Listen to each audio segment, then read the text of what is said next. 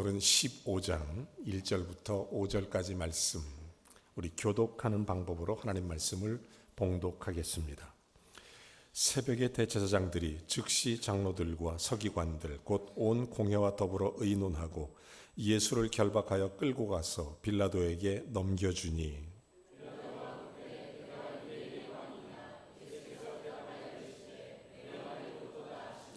대제사장들이 여러 가지로 고발하는지라.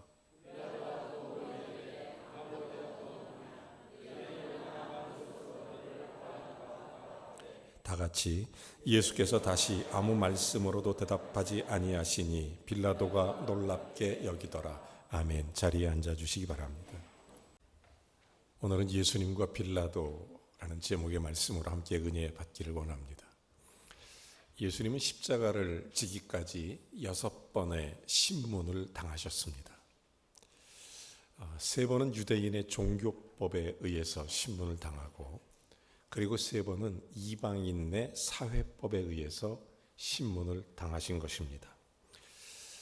맨 먼저 예수님은 안나스라고 하는 제사장에게 가서 신문을 당하십니다. 거기서 조롱받죠. 침도 맞고 참 수치스러운 신문을 당하셨습니다. 안나스는 누구냐면 그 당시 유대의 최고 권력자였던 대제사장 가야바의 장인이었습니다. 자, 안나스에게 신문을 받은 후에 예수님은 두 번째로 가야바 대제사장에게 보냄을 받게 되는 것입니다. 그 대제사장 가야바에게 신문을 당하시는 그런 모습입니다. 그리고 나서 대제사장 가야바는 온 공회에 사람을 모읍니다. 그 당시 장로들, 그 다음에 공회의원들 모아서 예수님을 치는 거짓 증언들을 하게 되는 것입니다. 거기에 등장하는 증인들은 모두 다 거짓 증인들이었습니다. 거짓말로 예수가 그리스도인 것을 부정하게 하는 그런 거짓 증인을 하게 하는 것입니다. 이들의 증언은 일치하지도 않았습니다. 급기야 나중에 대제사장 가야바가 예수님에게 유도신문을 하게 됩니다. 그 유도신문의 내용이 뭐냐면 내가 찬송받을 자의 아들이냐. 그러니까 예수님께서 얘기합니다. 네가 그리스도냐라는 질문에 예수님은 자신이 하나님의 아들이시고 그리스도이심을 밝히신 것입니다. 예수님은 사실대로 얘기했을 뿐입니다. 하지만 그럼에도 불구하고 공회는 지금 예수님을 신성 모독하는 자로 몰아서 사형에 해당한다고 공회가 결정을 하게 되는 것입니다. 자, 이제 공회에 남은 문제는 두 가지였습니다. 하나는 뭐냐면 먼저 그들이 예수님에게 내린 판결이 합법적이라는 것을 증명해야 했습니다. 여러분, 이미 있었던 두 번의 심판, 두 번의 신문 역시 밤에 모였고 개인의 집에서 모였기 때문에 이것은 공적으로 법의 신문으로 판결을 내릴 수가 없었기 때문입니다. 또 한 가지는 예수님께 내려진 판결을 집행하는 일입니다. 그 당시 유대인은 사람을 죽일 권한이 없으니까 로마의 지배를 받고 있던 시대였기 때문에 그래서 그들을 다스리고 있던 로마의 총독에게 이 문제를 해결하는 것이었습니다. 자, 오늘 성경 본문에 예수님이 신문을 당하실 세 번째 그리고 네 번째 신문의 내용이 나오게 되는 것입니다. 새벽 곧 이른 아침에 그들은 공회로 모였습니다. 이유가 있다면 이것을 공적으로 처리하기 위해서 유대인들은 그리고 그 당시 장로와 공회의원들은 예수를 신성 모독죄로 몰아서 예수를 십자가에 죽이기 위해서 그들은 공적 모임을 새벽에 갖게 된 것입니다. 그래야 가야바의 법정에서 이 문제를 모였을 때 공신력을 갖기 때문에 그래서 이런 절차를 받게 되는 것입니다. 그런 다음에 그들은 로마 총독 빌라도에게 예수를 넘겨주는 것입니다. 자, 이런 과정을 거쳐서 총독 빌라도를 넘겨서 그들이 예수님께 내린 사형 판결이 빌라도가 집행해 주기를 바라고 있던 것입니다. 자, 이로써 예수님에 대한 유대인의 신문이 끝나고 이제 이방인의 신문으로 넘어가게 되는 것입니다. 그게 오늘 성경 본문입니다. 소위 그 유명한 빌라도의 재판입니다. 여러분 잘 아시는 것처럼 진리가 권력과 싸움이 일어날 때 어떤 재판이 일어날 수 있는지, 그리고 이것에 대하여 비겁하게 회피하거나 아니면 다른 것으로 도망갈 때 어떤 결과를 가져오는지 오늘 성경을 통해서 이런 문제를 정확히 우리가 바라볼 수 있는 것입니다. 저는 이 말씀을 통해서 예수 그리스도가 당하신 십자가의 고난이 우리의 가슴 속에 오늘 이 십자가의 은혜로 깊이 와닿는 복된 시간이 되기를 주의 이름으로 축원합니다. 오늘 본문 1절은 이렇게 시작합니다. 자, 새벽 대제사장들이 즉시 장로들, 서기관, 온 공회와 더불어 의논하고 예수를 결박하여 끌고 가서 빌라도에게 넘겨주니. 자, 때는 새벽입니다. 아직 태양은 떠오르지 않았지만 날은 밝았을 그 새벽, 대제사장, 장로, 서기관들이 온 공회와 더불어 공회 의원들입니다. 자, 그날 새벽이 새기만 기다렸다는 듯이 지금 모두 그 날이 밝자마자 지금 예수를 빌라도에게 넘겨줘 버리는 것입니다. 이미 그들은 예수님께 사형 언도를 내렸습니다. 그럼에도 불구하고 그들은 다시 모였고 그들의 판결이 합법적으로 아무 이상이 없다는 것을 구체적으로 보여주기 위함이었습니다. 그들은 형식적으로 모였기 때문에 그 모임은 금방 끝났을 것입니다. 이미 결론을 내려졌기 때문에. 그러나 그들에겐 사람 죽일 권한이 없으니까 그래서 의논한 결과 빌라도에게 넘기기로 했고 공회가 불법으로 예수님을 처형할 수 없으니 합법으로 처형할 것을 보여주기 위해서 빌라도에게 넘기게 된 것입니다. 여러분, 빌라도가 그 당시 머무는 곳은 지중해의 해변 도시 가이사라였습니다. 그런데 6월절이 되면 빌라도는 예루살렘의 정치적 안정을 위해서 예루살렘의 6월절에 가서 머물게 된 것입니다. 그래서 이 빌라도가 머물던 곳이 예루살렘 성전 바로 옆에 있는 빌라도 치리소가 있었던 것입니다. 자, 여러분, 이 문제에 대해서 요한복음은 보다 더 자세하게 이 날의 사건을 이렇게 기록해 놓고 있습니다. 요한복음 18장 28절에 이렇게 돼 있어요. 자, 그들이 예수를 가야바에게 관정으로 끌고 가니 새벽이라 그들은 더럽힘을 받지 아니하고 유월절 잔치를 먹고자 하여 관정에 들어가지 아니하니라. 공회 의원들은 공회가 의논한 후에 빌라도 법정으로 끌고 간 것 이른 새벽이었습니다. 그렇지만 지금 이스라엘 장로들 그리고 공회 의원들은 그곳에 들어가지 않았습니다. 이유는 때가 유월절이기 때문에 유대인들은 이방인의 관정에 들어가는 것은 자기를 부정하다 여기기 때문에 유월절 음식을 먹기 위해서 그들은 빌라도의 관정에 들어가지 않았다는 것입니다. 자, 그래서 29절에 이렇게 얘기합니다. 빌라도가 밖으로 나옵니다. 밖으로 나와서 그들에게 이런 질문을 합니다. 너희가 무슨 이유 때문에 이 사람을 고발하느냐? 라고 질문을 하는 것입니다. 자, 그러니까 빌라도는 재판장으로서 예수님에 대한 신문을 이제 공식적으로 시작하는 것입니다. 이방인에 의한 첫 심판, 공식적인 시작이 이제 일어나게 되는 것입니다. 그리고 대제사장, 서기관, 공회 의원들이 그러니까 예수님에 대해 이렇게 대답을 합니다. 30절입니다. 대답하여 이르되 이 사람이 행악자가 아니었다면 우리가 당신에게 이 사람을 넘기지 아니했을 것이다. 이렇게 대답을 하는 것입니다. 자, 바꿔 말하면 이 사람은 이미 우리가 심판을 했습니다. 이 사람을 심판해 본 결과 이 사람은 행악자입니다. 그러니 빌라도 당신은 이 사람 재판하고 신문보다도 즉시 이 사람에 대한 판결을 집행해 주십시오. 이 사람을 처형해 주십시오. 이런 뜻입니다. 자, 그러니까 빌라도가 31절에 이렇게 얘기합니다. 빌라도가 이르되 그러면 너희는 그를 데려다가 너희 법대로 처리해라. 이렇게 얘기합니다.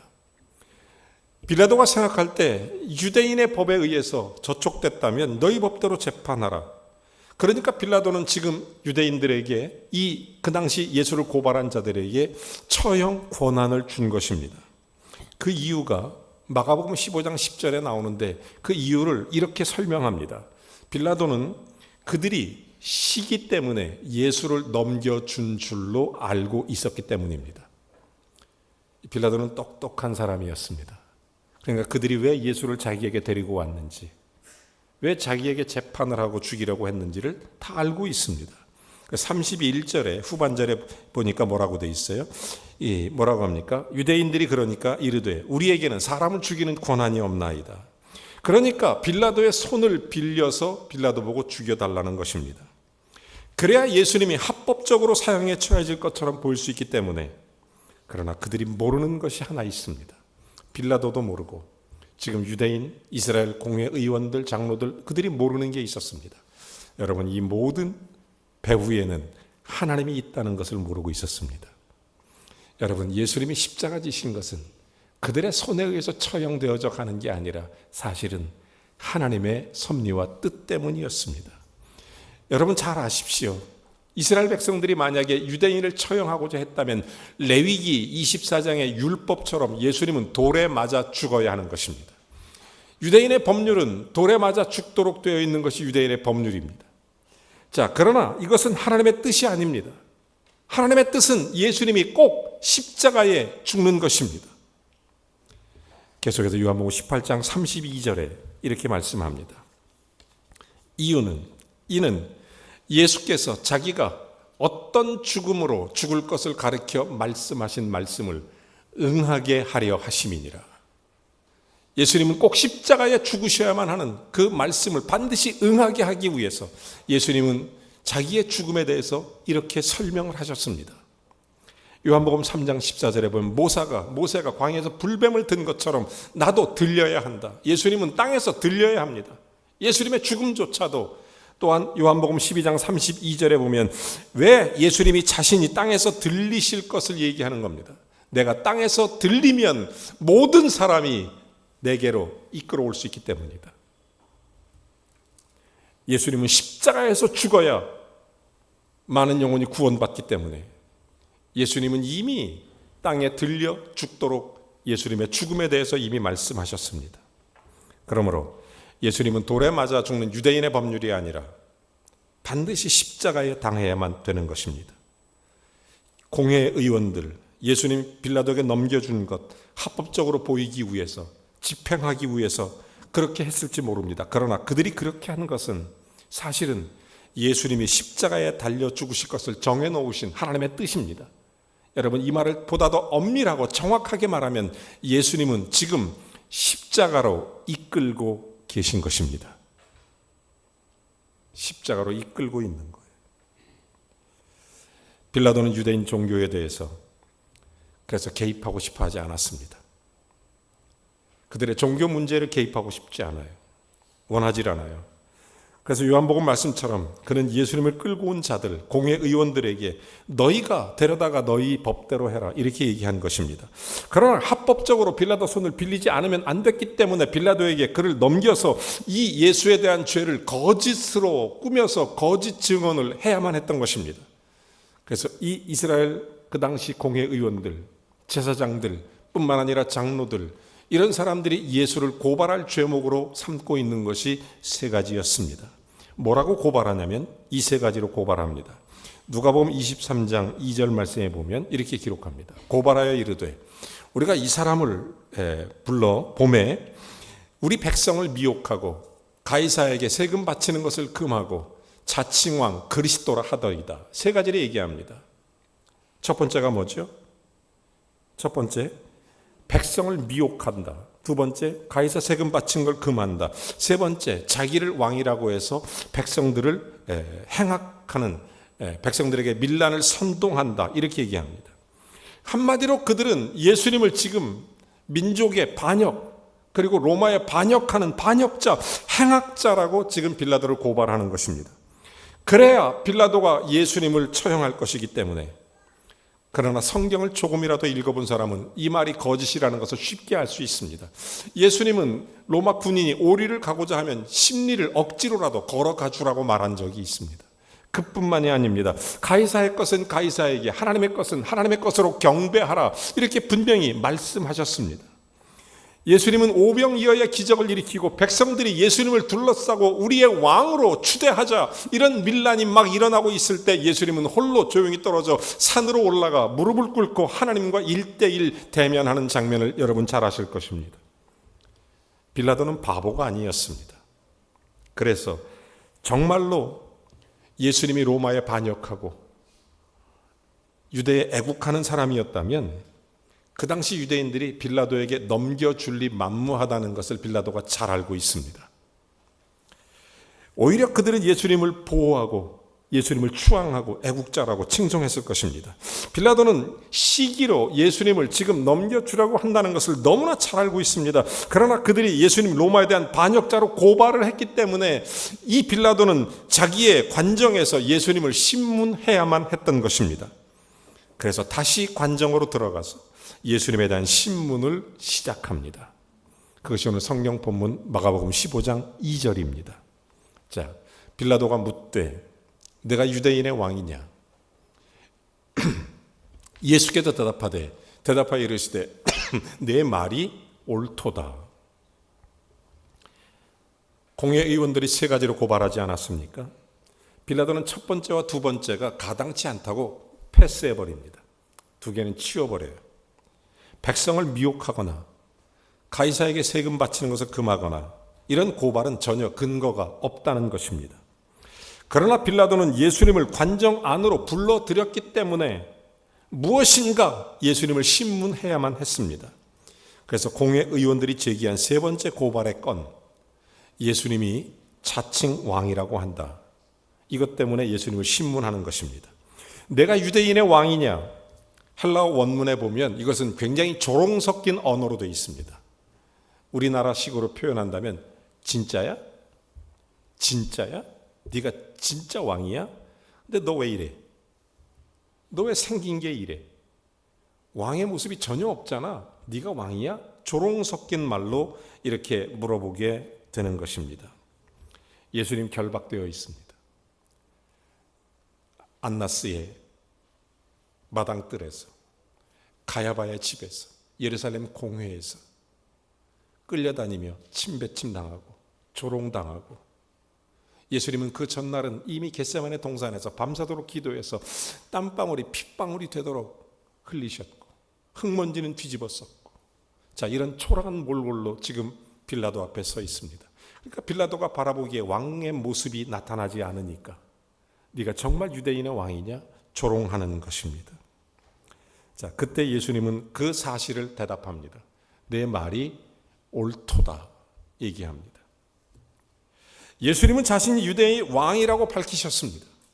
자, 그러나 예수님 밝히신 왕의 개념과 빌라도가 생각하는 왕의 개념은 전혀 다른 것이었습니다. 왕의 개념이 달라요. 이것은 예수님의 설명이 필요했습니다. 이것을 자세히 기록한 게 요한복음 18장입니다. 36절에 이렇게 기록합니다. 예수께서 대답하시되 내 나라는 이 세상에 속한 것이 아니니라. 이 세상에 내 나라가 속해 있다면 내 종들이 싸워서 나를 고발하던 자들을 물리쳤으리라. 내 나라가 이 세상에 속했다면 당신들에게 뭔가 전쟁이라도 하지 않겠느냐. 그러면서 하시는 말씀이 내 나라는 이런 곳에 속한 것이 아니니라. 빌라도는 지금 예수님이 이 세상 나라의 왕임을 자처하는 줄 알고 있었고 조롱했지만 예수님은 전혀 그게 아니라는 것, 자신의 영적 나라를 설명하고 있는 것입니다. 그러므로 빌라도는 예수님이 로마에 위험을 주거나 밀란을 일으키거나 선동을 한 사실이 전혀 없다는 것을 깨닫게 된 것입니다. 그래서 빌라도가 관정 밖으로 나옵니다. 그리고 예수님 고발한 자들에게 이렇게 얘기합니다. 다시 본문으로 돌아오시기 전에 누가복음 23장 4절에 보면 이렇게 얘기합니다. 자, 빌라도가 대제사장들과 무리에게 이르되 내가 보니 이 사람은 죄가 없도다. 자, 무죄 판결을 내렸습니다. 이제 빌라도는 거기 모인 사람들에게 해산 명령을 내려야 합니다. 군대를 동원해서라도 해산 명령을 내려야 돼요. 그리고 예수님을 보호해야만 합니다. 자기가 예수님에게 무죄 판결을 내렸으니까. 그러나 빌라도는 그렇게 하지 않았습니다. 지금 유대인의 눈치를 살피고 있습니다. 이게 진리와 권력의 법정입니다. 여론을 살피는 거죠. 눈치를 보고 있어요. 자, 본문으로 돌아와 보세요. 3절입니다. 다시 3절. 대제사장들이 빌라도의 재판 이후에 또 여러 가지로 그를 고발합니다. 이날의 일을 누가는 더 자세하게 기록해 놓고 있습니다. 누가복음 23장 5절에 보면 이때의 사건을 이렇게 기록합니다. 무리가 더욱 강하게 말하되 그가 온 유대에서 가르치고 갈릴리에서부터 시작하여 여기까지 와서 백성을 소동케 하는지라. 자, 예수님을 고발한 자들은 빌라도의 판결을 스스로 순순하게 받아들이질 않았습니다. 판결을 받아들이질 못하고 더욱 강한 여론으로 지금 예수님을 몰아붙이고 있습니다. 여기저기 다니시며 백성을 소독해 한다는 것입니다. 이제 빌라도는 진퇴양난에 빠졌습니다. 분명히 죄가 없는데 모든 여론은 지금 예수를 죽이라고 말하니 어떻게 하면 좋겠나. 이 고민 속에 빌라도가 머리가 좋은 사람이니까 기발한 아이디어 하나를 생각해냅니다. 그게 뭐냐면 예수께서 갈릴리에서부터 이런 일을 했다는 얘기를 들었습니다.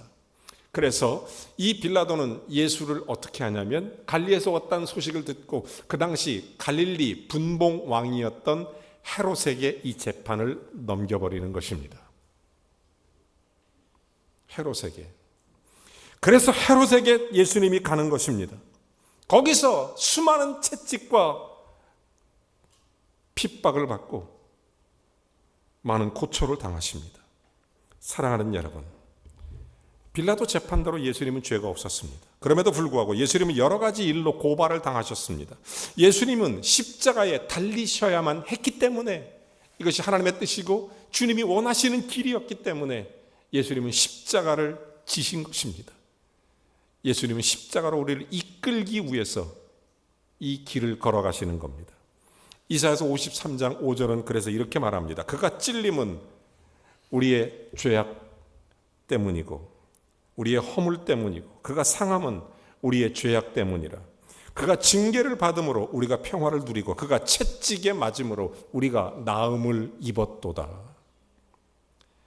예수님은 우리 때문에, 예수님은 우리를 대신하여, 예수님은 우리를 위하여 십자가를 지신 것입니다. 그 사랑 때문에 우리가 예수님의 십자가를 바라보는 것입니다. 그러니 어찌 우리가 십자가를 사랑하지 않을 수 있겠습니까? 그러니 어찌 우리가 십자가 앞에 무릎 꿇지 않을 수 있겠습니까? 저와 여러분의 모든 죄악을 속량하기 위해, 우리의 허물과 우리의 모든 아픔을 예수 그리스도의 은혜로 전부 씻기 위해 십자가를 지셨으니 우리는 그 예수님 앞에, 정말 주님 앞에 살지 않겠습니까? 사랑하는 여러분, 예수님 십자가 단단히 붙잡기를 바랍니다. 주님의 십자가와 함께 승리하는 은혜가 있기를 바랍니다. 예수님은 그 앞에서 아무런 말씀도 하지 않으셨죠. 본문 4절입니다. 마음 15장 4절. 빌라도가 또 물어 이르되 왜 아무 대답도 없느냐. 그들이 얼마나 많은 것으로 당신을 고발하는지 한번 바라봐라. 오늘 성경 본문의 베드로의 첫 번째 질문, 내가 유대인의 왕이냐? 내 말이 옳다. 그 후에 빌라도가 공회 의원들 앞에 예수님 죄가 없다고 판결을 내렸고 더욱 그들은 강하게 밀어붙였고, 처음에 그들은 예수님 백성을 미혹하고 가이사에게 세금 바치는 것, 또 자칭 왕 그리스도라고 고발했지만 그랬더니 이제는 백성을 소동케 한다고 죄목을 바꿔서 예수님을 지금 또 몰아붙이는 것입니다. 그러나 이때 예수님은 아무 말씀을 하지 않습니다. 오늘 성경 본문이 시작하기 바로 전에 보면 대제사장 가야바의 집에서 거짓 증인들로 인해서 예수님을 치는 그런 사건들을 벌써 지금 4번째 경험하고 있기 때문에 아무 말씀도 하지 않으셨습니다. 거짓 증인들 앞에 무슨 말이 필요하겠습니까? 그래서 빌라도는 예수님께 물은 것입니다. 왜 아무 대답이 없느냐? 그들이 얼마나 많은 것으로 당신을 고발하는지 보라. 말하자면 빌라도는 예수님에게 예수님 자신을 변호할 기회를 주는 것입니다. 예수님은 스스로 변호할 수 있었습니다. 이때 예수님의 반응, 본문 마지막 끝절 5절은 이렇게 얘기합니다. 예수께서 다시 아무 말씀으로 대답하지 아니하시니 빌라도가 놀랍게 여기더라. 공회 의원들이 예수를 죽이려고 악의에 찬 고발로 끝없이 퍼부었습니다. 그러나 예수님 아무 대답을 하지 않습니다. 예수님 침묵하는 걸 보면서 빌라도도 놀랐습니다. 그동안 빌라도는 수많은 죄수를 대했을 것입니다. 살려달라고 빌거나 아니면 자기를 오랫동안 변호하거나 아니면 모든 죄수들이 살려고 발버둥을 쳤을 것이, 예수님은 그러나 달랐습니다. 계속해서 침묵하셨습니다. 그러더니 빌라도가 놀랍게 예수 바라보면서 깜짝 자기의 마음속에 참 복잡한 심경이 생기지 않을 수 없었습니다. 여러분, 예수님은 왜 아무 말씀이 없으셨습니까? 예수님은 왜 아무 말을 하지 않을까요? 이유는 딱 하나입니다. 저와 여러분을 위해 십자가를 지기 위해서입니다. 이사야서 53장 7절 말씀처럼 그는 도수장에 끌려가는 양처럼 입을 열지 아니하고 우리의 모든 죄악을 친히 담당하기 위해서 예수님은 입을 열지 않았습니다. 사랑하는 여러분, 왜 예수님은 죄가 없으심에도 불구하고 빌라도에게 넘겨지었습니까? 또 예수님은 왜 유대인에게 그런 말도 안 되는 억울한 신문을 당하고 재판을 당하셨습니까? 왜 예수님은 그럼에도 불구하고 아무 말씀을 하지 않으셨습니까? 이유는 딱 하나입니다. 저와 여러분을 위해 십자가를 지기 위해서입니다. 예수님 우리를 위해 부끄러움을 개의치 아니하셨습니다. 이것을 깨닫고 이 예수 그리스도의 그 귀한 십자가 사랑을 마음에 받아들이는 자가 거듭난 자입니다. 갈라디아서 2장 20절에 보면 사도 바울이 이 사실을 깨달았습니다. 그리고 이렇게 얘기합니다. 내가 그리스도와 함께 십자가에 못 박혔나니 그런즉 이제는 내가 산 것이 아닙니다. 내 안에 그리스도가 사신 것입니다. 이제 내가 육체 가운데 사는 것은 나를 사랑하사 나를 위하여 자기 몸을 버리신 하나님의 아들을 믿는 믿음 안에서 사는 것입니다. 내가 살면 나는 넘어집니다. 그러나 주님이 살면 나는 일어설 수 있다는 것입니다. 저는 오늘 종료주일에 이 말씀을 깊이 묵상하면서 마음속에 한 가지 결심을 합니다. 바울의 고백, 내가 그리스도와 함께 십자가에 못 박히는 겁니다. 이 말씀을 바꿔 말하면 신학적으로 거듭나고 또 사상적으로도 거듭나고 복음적으로도 거듭나는 것입니다. 이제 나는 죽고 내 안에 예수가 사는 것입니다. 그래서 바울이 이 위대한 고백을 합니다. 내가 그리스도와 함께 십자가에 못 박혔나니 I am crucified with Jesus. 내가 주님과 함께 십자가 졌다. 영어 성경에 I have crucified with Jesus 이렇게 되어 있죠. 나는 그리스도와 함께 십자가를 진다. 그리고 그리스도와 함께 다시 산다. 내가 왜 이렇게 살아야 되는지 이유를 설명하는 겁니다. 사랑하는 여러분, 빌립보서 1장 20절에 바울은 이런 고백을 훗날 하게 됩니다. 나의 간절한 기대와 소망을 따라 아무 일에든지 부끄러워하지 않고 지금도 전과 같이 순전히 담대해서 내가 살든지 죽든지 내 몸에서 그리스도가 존귀히 드러나게 하려 함이니라. 저는 예수 믿는 사람에게는 이 말씀이 제일 중요하다고 믿습니다. 예수 믿는 것은 우리의 영혼을 구원받고 하나님의 자녀가 되는 권세를 누리며 성령과 함께 주의 은혜 속에 사는 거죠. 두 번째, 예수로 사는 겁니다. 주님이 내 안에, 내가 그리스도로 다시 일어나는 겁니다. 오늘 우리는 성만찬을 하게 될 것입니다. 주님이 나를 위해 흘리신 피와 살을 기억하고 기념하는 것입니다. 주님과 한 몸이 되십시오. 주님이 내 안에, 내가 주님 안에, 내가 그리스도와 함께 다시 산다. 주님이 이런 6번의 신문을 당하고 십자가에서 7마디의 말씀을 하시며 우리를 사랑하사 이유는 딱 하나, 그 십자가를 지신 이유는 저와 여러분이 구원받기 위해서 우리가 해야 될 일이 있다면 그리스도와 함께 죽고 그리스도와 함께 다시 사는 것입니다. 오늘 성만찬이 그런 주의 만찬이 되기를 주의 이름으로 축원합니다. 주님과 함께 일어서시기를 바랍니다. 주님과 함께 내 안에 다시 한번 주님이 날 위해 십자가 지신 그 사랑으로 다시 나의 구세주로, 나의 그리스도로 함께 하시기를 주님의 이름으로 축원합니다. 하나님 아버지 감사합니다. 그리스도와 함께 삽니다. 주의 영광을 돌리게 하옵소서. 주의 만찬을 대합니다.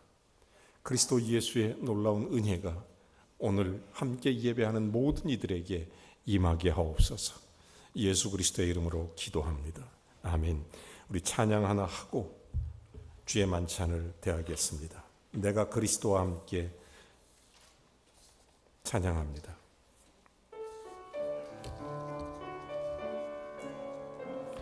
이 찬양을 부르시면서 성찬 우연들은 앞으로 나와서 준비해 주시기 바랍니다.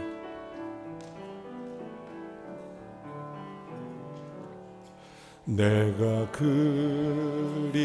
그리스도와 함께 십자가에 못 박혔나니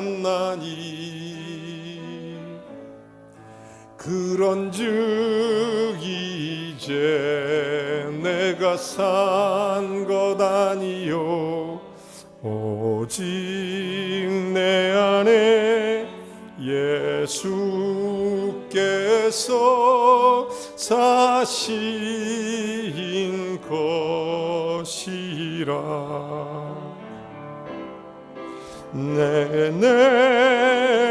내가 육체 가운데 사는 것은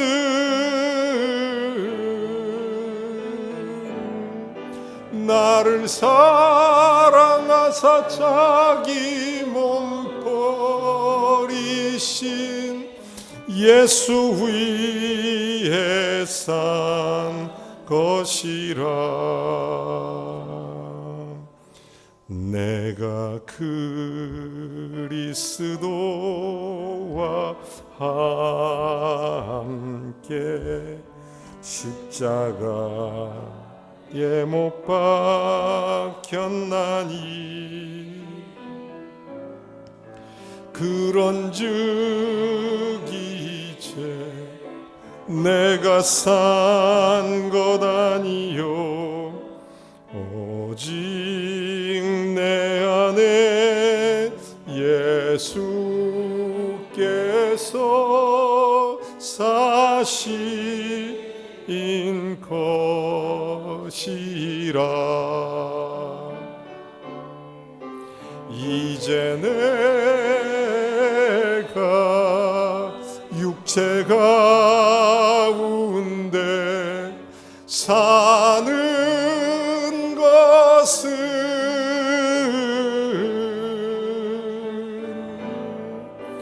나를 사랑하사 자기 몸 버리신 예수 위에 산 것이라. 다시 한 번 더 기도하겠습니다. 사랑의 주님, 십자가에서 죽으신 하나님의 아들 예수 그리스도의 은혜를 인하여 주님을 찬송합니다. 저희 자신의 의로는 감히 주님의 만찬을 대할 수 없지만 주님의 은혜로 이 만찬에 참여합니다. 저희의 죄악을 사하시며 심령을 깨끗게 하옵소서. 새로운 심령을 주셔서 예수와 함께 그리스도와 함께 십자가에 못 박히고 그리스도와 함께 부활에 참여하는 하나님의 종들로 세워 주시옵소서. 주님이 우리를 위해 십자가를 지시며 이 떡과 이 잔을 마실 때마다 나를 기념하라 하시며 이것은 내 몸과 내 피니라고 말씀하신 주님의 음성을 기억합니다. 이제 주님과 함께 그리스도로 사는 하나님의 사람으로 견고케 하여 주시옵소서. 예수 그리스도의 이름으로 기도하옵나이다. 아멘. 성찬에 참여하는 방법으로 우리가 먼저 분병하고 바로 이어서 분즙을 나눈 후에 함께 이것을 드시고 또 주님의 잔에 참여하는 시간이 되겠습니다.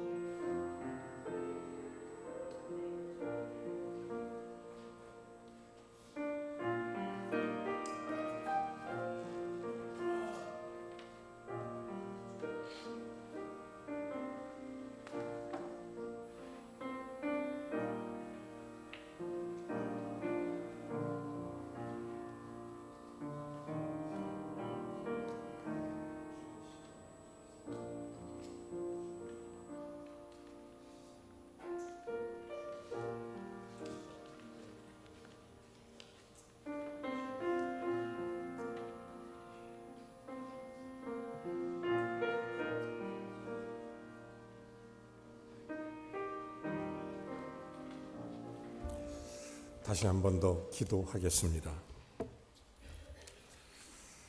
거룩하시고 자유로우 자비로우신 하나님 아버지, 우리에게 구속의 은혜를 베푸사 이 성찬에 참여케 하심에 감사드립니다.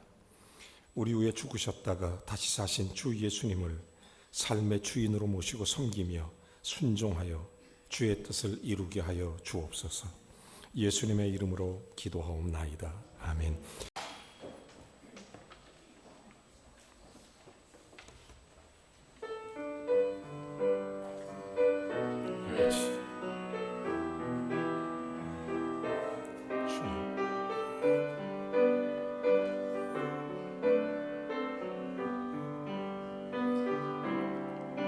모든 영광을 하나님께,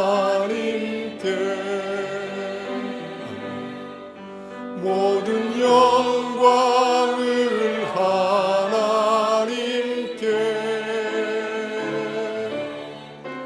온 마음과 뜻 다해 주사 모합니다.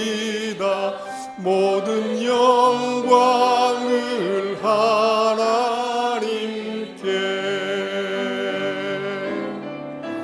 예수님 찬양 받으소서. 예수님 찬양 받으소서.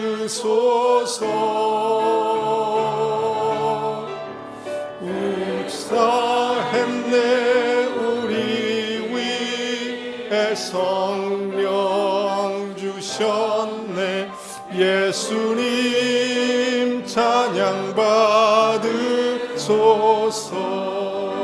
위로의 성령님, 위로의 성령님이시여,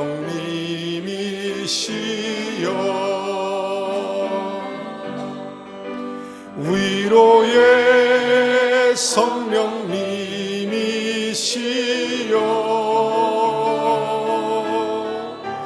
우리 안에 셔서 늘 인도하시네. 위로의 성령님이시여.